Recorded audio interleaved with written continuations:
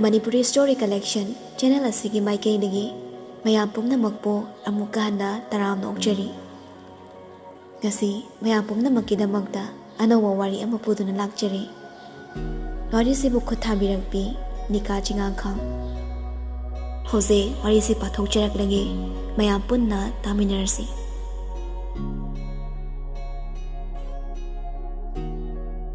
Ano chahi hobagi school kanaba matamni.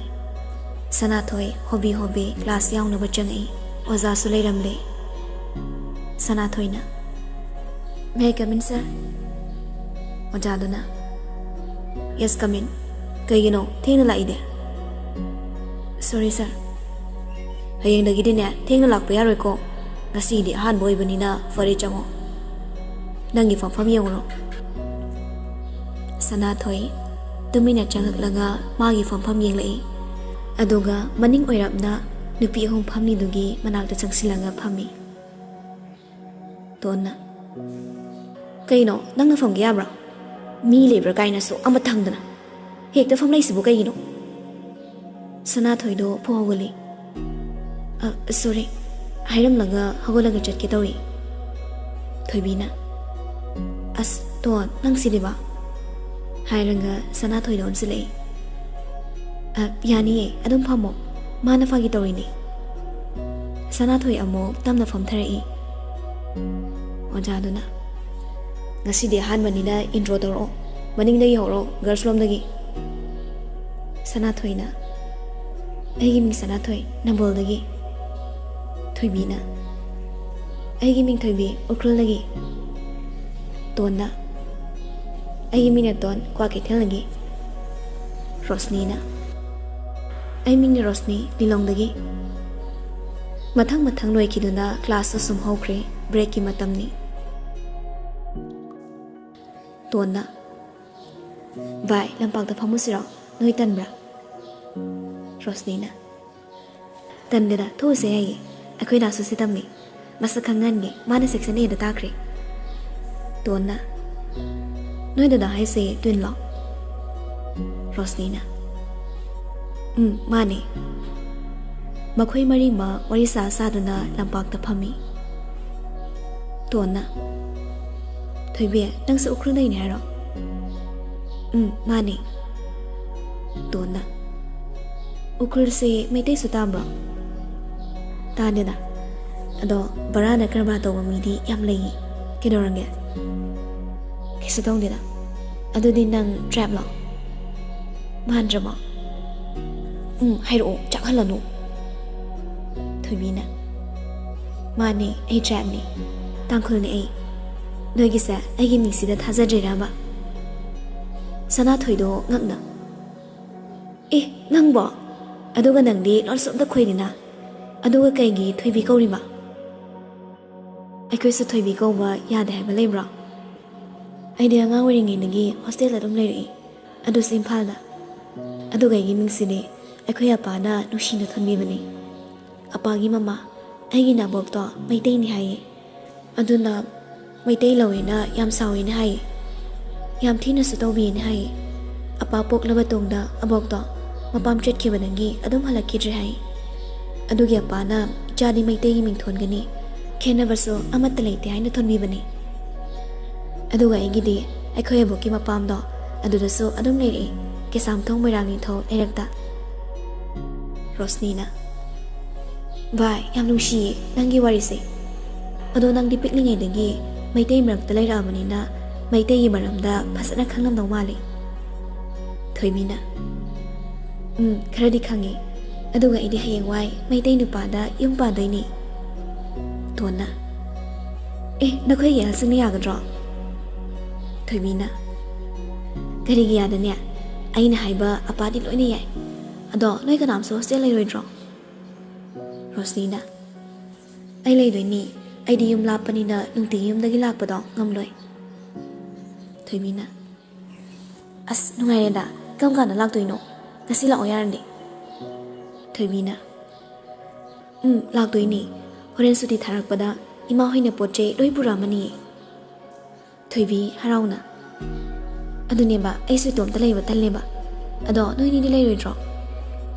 Tona I did tell you, hostel labor. Young Warum don't mali. Toybina is doing a sooner the Bini, no Ivani. Sanatoina by Adium Yamne, Aduna Lerida, Yum Daidum Lucky. What is honoring a Belsutaractuna, Jang Nobatoring a Nupa Mana, Hobby Hobichile. Dinesna Jen, extra Fenny Andre, Pen of the Bureau. Rosni Mabung na Kaurindo, Taradun Hari. Tauradoni, Nangi Honabi, Miaklemo. Asi Hiram Naga, class San Kituna, Pianama Lautoraga, Mabung the Pirakli. Tarangama de Nilam Libido, Rosnina, Conkalapna. Norma Dinesna Kangi, Nangsidi. Hiram Laga, Manning Hantandana, Amuxularami. Jen, no Gangudo, or him like Nipi Singdo class a Sangnacre. Rosni ni Mabungi Matodo Ubada, Gauri Bakaidani. Adobo, Canada no Haibadi, Canada Sukangamdi. Nongdam Manatam Krabani. Adobo, Pangnapan Bataibangni. Canada bo Kangmangamnuni. Madam di Asum Hoki, class Luinaragli. Suti Tarakpada. Rosni Toibi, Don Sanatoi, Tominari. Sanatoina. Adudi bai, Nuli Horoko, Equis Salangi.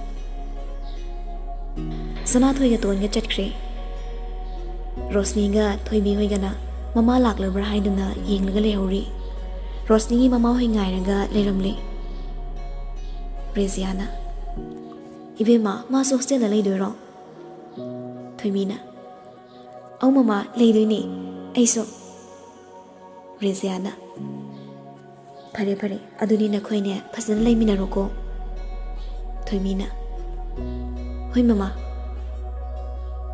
Rosnina Mama, Pesam the Piramana dry sibo. Reziana Kagi Pesano, Kaya Piramu Havano.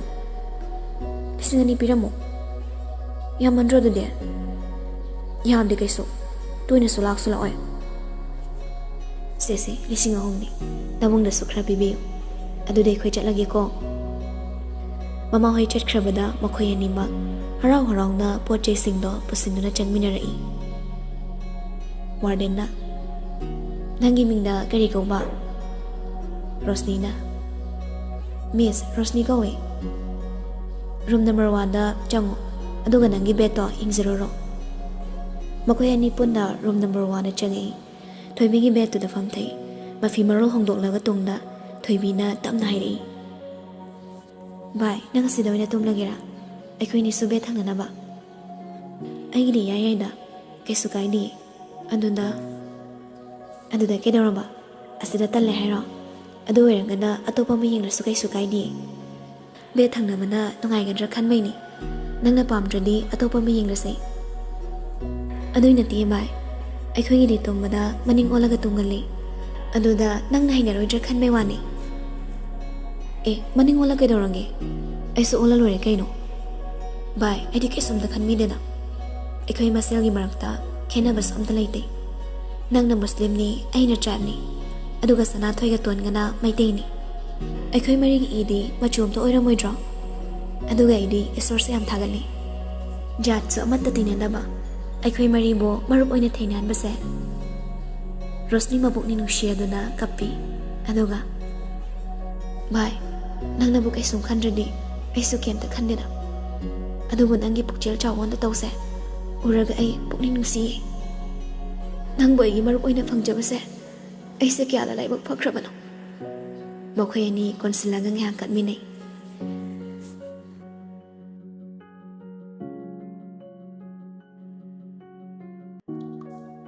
Numit adu hawkre. No ngalaga Rosni amadi Toibi hostel dagi warisa saduna thokminarai. Toibina Bye. Nang intro tawbada nangi ming asengmado haidre kegino. Kaida tawbada no. Class tawbado. Aiba. Kaino haisiba. Aibu kay haikrage. No yum nakso haide. Aduga maningdasu kem ta haptriduni. Rosni noklaga. Adugi wera. Aigi 10 gi certificate ta hapta baini. America lakpana Rosni khak oirakpa adugini akhoi chongi budi hapani adu nang so hapri nudi hapti aidya nga wari gi hapti akhoi apa na haptabani noida sogi di kri haina hapke MD Dines Khan haina laibani certificate ta ado masa yamana Dines khak adum kaunabani sana thoina kaino first morning sida wari yam nungai ida ngarang ahing loi haudraba Rosni na loi haudre adugini donna kari ensang pisage ngasi ba thoibina nangi do khangzada bagi hangiro natraga usita bagira amadi yauri sana thoina mi song khangzada bagi oiramni banangso Rosni na mi di lei saba kaisi ade ko mi chang yam changi da donna yari mi chang kaina wathi diba noi sai ro thoibina ho hawai chai hawai donna atai di pizza draw Rosni na alu su pijay yadubudi donna ahing ma pizza ri alu da thoibina hoi hing chari ni makhoi mari ma punna sumnoi ngarang ta thengna sarabasu amaga maga yamna nushinai koina zandi aduna bo dong dong gang nari bani makhoi mari dusu kana su songni ma phawdi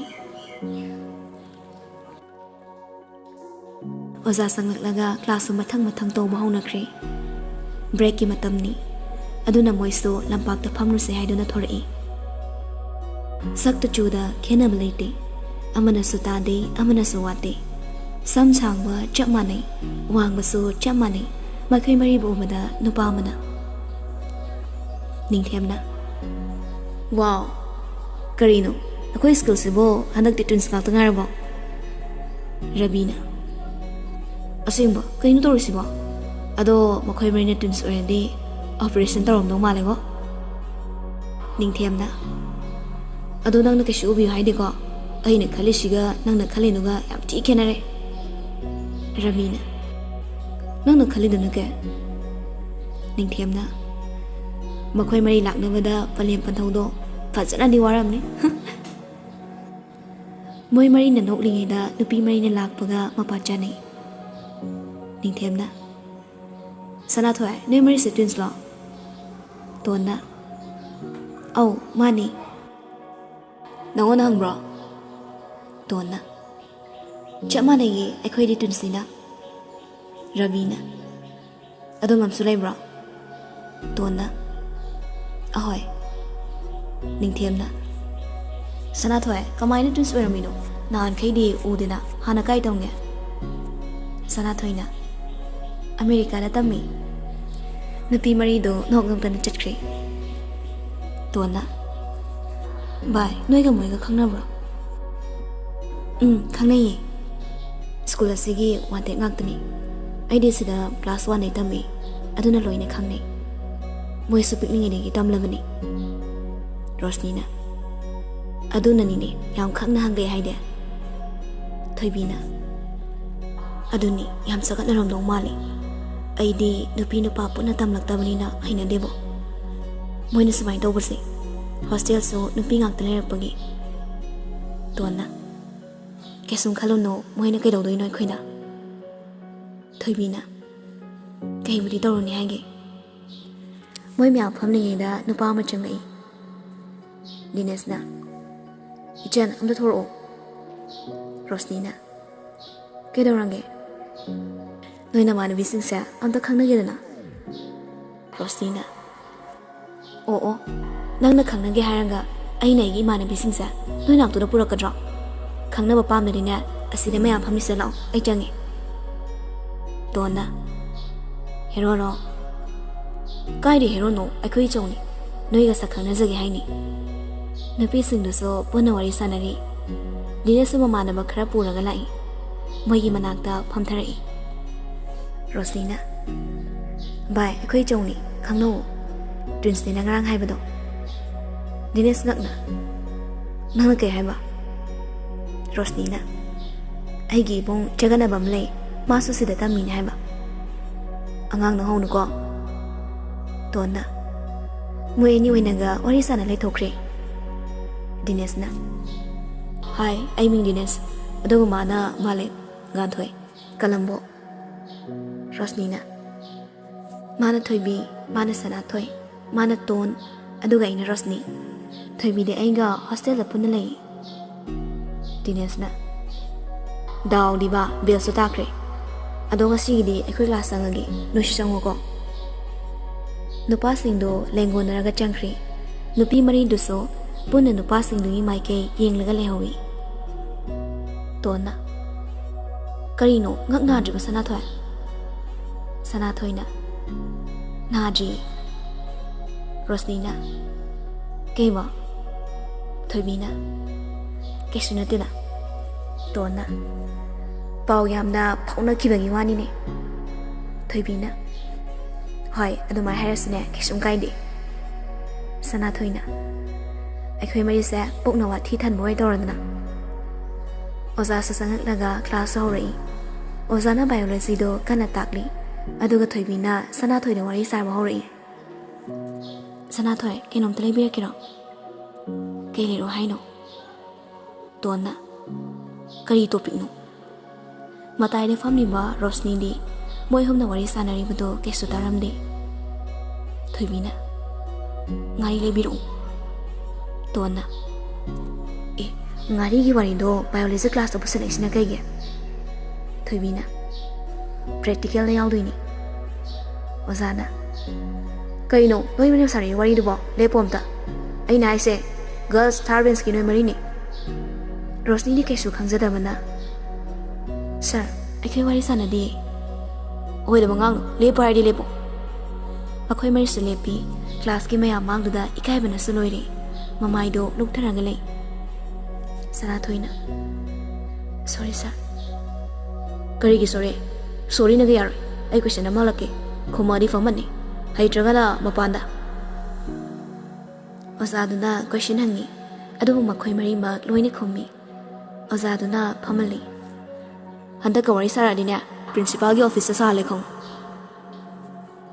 Dona Ngari gi practical orakpada akhoi mari sa amuk ngari namba yarni Don gi wadu da moi omso machin khumlaga nokpa khangje Class loire Suti gi matam oiraktuna thorai Dona Bye Noi da hoi kangbu sa kainom ni Aidi wakhala mo khali Asi hairaga matonda mo monok thokloi Rosni na Kaino kari mo khaloi no Border henzina roisiko Hai ke haidok naraga tumina lei Nupi ahumma chapmana na Kay haiba dude Aduga makhoi mari amuk yengne Khangawdana haunaruba tawdana punna mong nokthokloi Ningthem na Khange kari nupi singno Kuno kadi school sa ning khai dore Tona Rosni na Yare noi wathi dorno Ai na isa hana kumo Karamba no banang nang ngari se Hairo ai do ramladi ai di yare ko Tona nanga khangna ba yawbra Adusu na bungi mamana ba henman dro Karamba no sing hairo ba Sana thoina Asing ba do hayeng hainer se mi loi chatna khri Akhoi mari khangai hore Thoibi na Chalo Noi dina yum ranga chara gwa lo doi ni ko Akhoi dina chagang ngai ram doi ni Tona Chatlagi hayeng haida ba yaroi ko Thoibi amadi Rosni so hostel la changkhre Aduga sana thoiga ton gana gate ta thorai Bye adudi nang susat lo ko Ai susat langi Tona Au chatlagi Ai na susat lo hai Nang na susat langi hai ri Aduga gari di kada Akhoi na dano ngasi lo mala oina hai Aduna ai line guide da chatoi ni Pare Adudi asida mala isa asi chatro Don su gari arak pa amma Imphal yaw do ba yeng laga tong khat khre Sana thoi so mayung mai kay pang khre Don do mabung na namit khudingi law ba thin ba tawbiri Aduga sana thoi gina matom ta cycle na adum chatli Nong su nga lagli mahusagi matawgum ngasisu school kanay. Tondo nungay yayfaba imungi machani. Aduna mabung na namit khudingi school thinok thindin tawzay. Mabung na sangdrabaso driver na dum thinbi. Mama na medicine gi doctor ni. Aduga mapa na DCP oirambadagi retire lauduna laybani. Hojik na business tawraga lay. Thangal bazar pauna bazar da amadi atopa mafamsingdaso dukan furniture showroom atay kaya amasu lay. Mabung ama mawpa amagi manungda naitong poksabi toni. Sanathoy na khunggangi icham-cham na hinglibi nupim chamani. Mama lukrabi na yui. Mapadi mana pikningay da makoy bu thadok lamlaga chatkrabani. Matom tapoi mamaga makoy nitang layzabani. Mama na kay thil karaga masagi amadi imong puribani. Aduga sanathoy so mamagi mating pangdabani nati. Maso mahak na ngamjabo na zaduna mamagi mating pangli. Mingon na haizaba pamjadaba misak amani. Sanathoy mama. Rosni hoy gi imong Muslim oijarabaso jat lining phizet miyoy basingi marakta khenaba thamdaba miyoy ngaktani. Matang-matangi matung ina phizet lighting sizinay. Khenaba laite khalli. Masagi natpo kauktholaga migi da chatlubani natri. Adugi sumathakta makoyna nongmataso migi lining laisonda comment tawrode. Mapa mama amadi mabong makoy mari khaktamak laizaba family ni. Rosnigi mapa suba nomba kalli.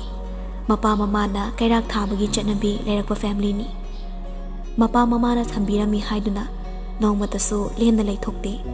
Makoyna so honaba kalli karbar tawi. Thoibigi mapa na khulgi thaudang chawna loriba misak phamnaiba mani. Farm chawna tawduna leiba karbar chawna tawriba misak amani. Magi farm da uhai makhal suna thai haiba yai. Subnataki uhai khaktra sunatri. Chingna thaba yaba leihauduga chanaba poche ensang napi loina thai. Chahi amada tha tarani thoima magi farm dagi haira manamasing hektuna yonba yai. Ton Thoibi Rosni makoy hungi family de kay suwani ngai oide. Paisa paiba ina khunba miyoy singi manung da challi. Makoy humdi aduba Sanathoy di mamalu khrabini yukjabini. Awa ana kaya mayok naribani.